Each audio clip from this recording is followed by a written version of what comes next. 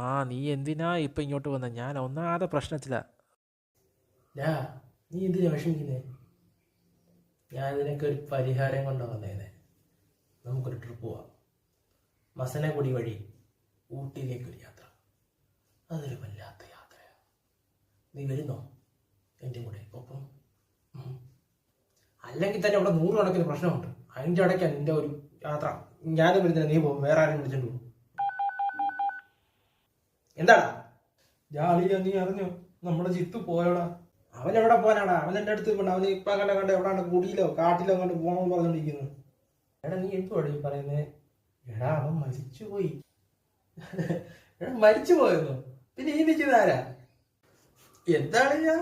നമുക്ക് പോയാലോ മസനഗുഡിയിലേക്ക്? 2 ചായയൊക്കെ കുടിച്ചിട്ട് വരാം. അയ്യോ എനിക്ക് വേണ്ടേ.